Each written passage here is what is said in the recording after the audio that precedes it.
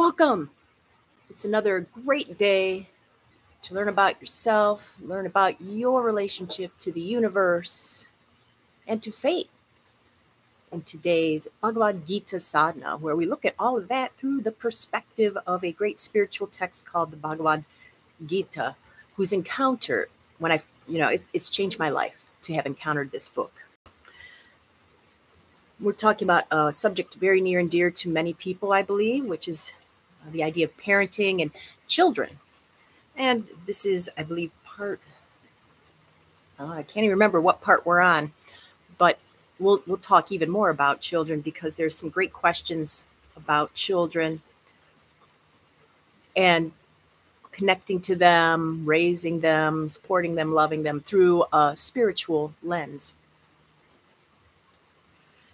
So one of the questions was, I mentioned yesterday, started with if Arjun had children, which he did. And in the first chapter of the Bhagavad Gita, his children are mentioned. Something to consider is that in chapter 1 of the Bhagavad Gita, everyone that's listed, every soldier, whatever side they're fighting on, is someone's child.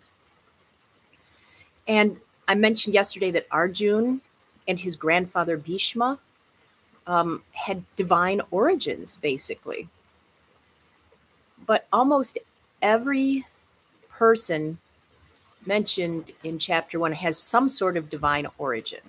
For example, Krishna is said to be the sustaining force of the universe that cares enough about preserving us and preserving justice, dharma, to incarnate physically.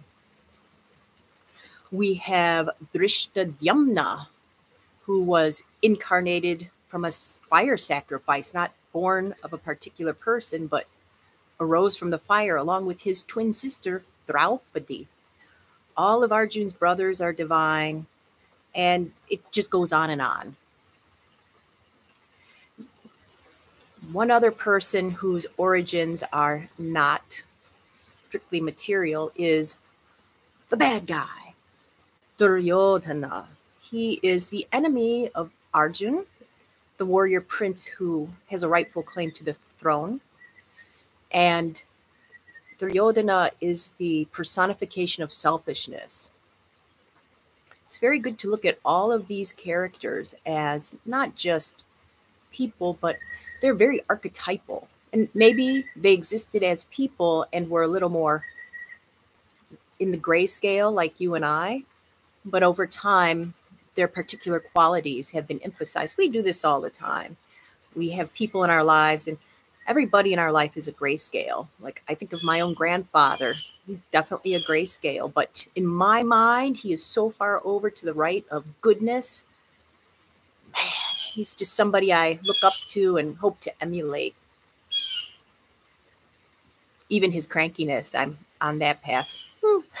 Maybe not his crankiness, but Duryodhana is the epitome of selfishness. He does say in his own defense that he has some good qualities, like the people in his kingdom are happy under his rule. And if we look at this symbolically, well, yes, if we're the rulers of our own bodies, then if we're selfish, different parts of our bodies will be happy, but will they be joyful?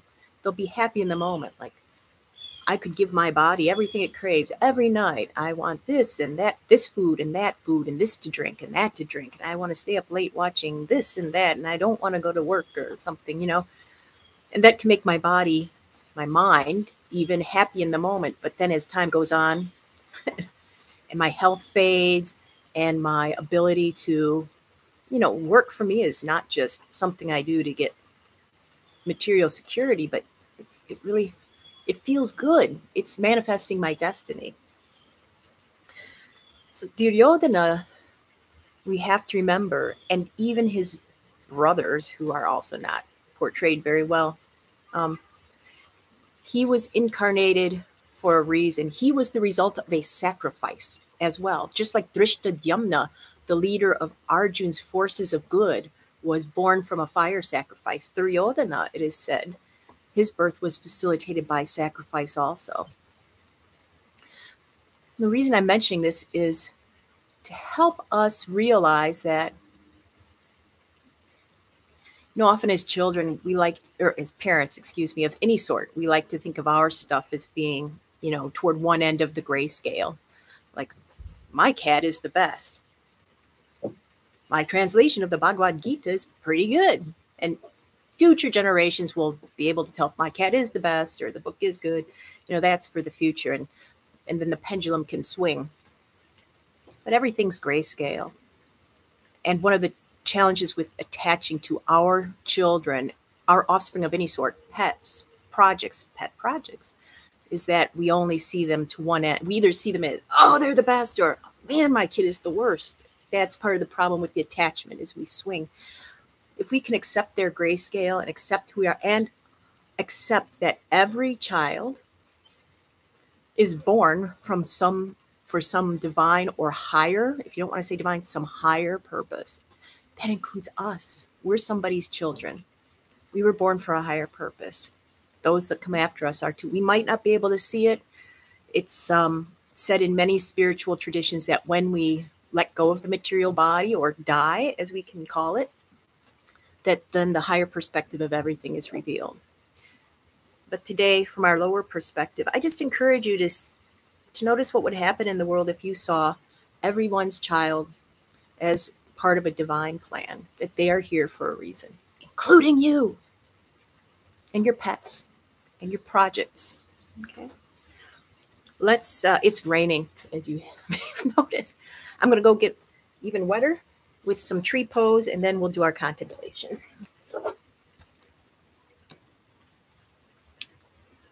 I'm getting watered.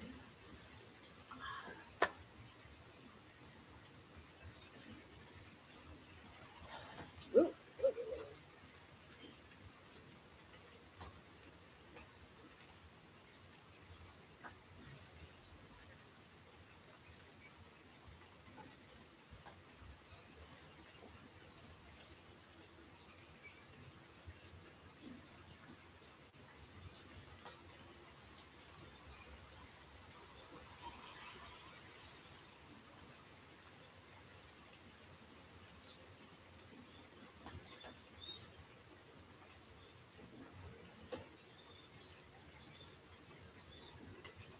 Switch sides.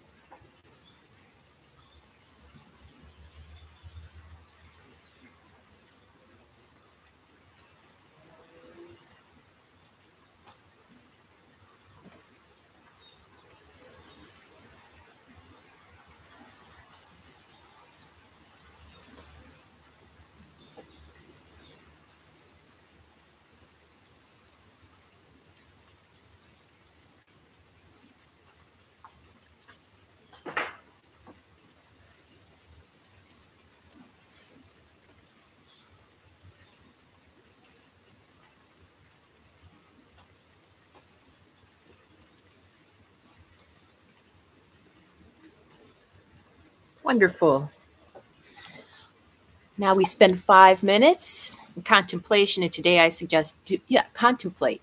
What if you view your children, others' children, all the offspring that exist as from the divine, from something special? Oop, phone has to stay here. See you in 5.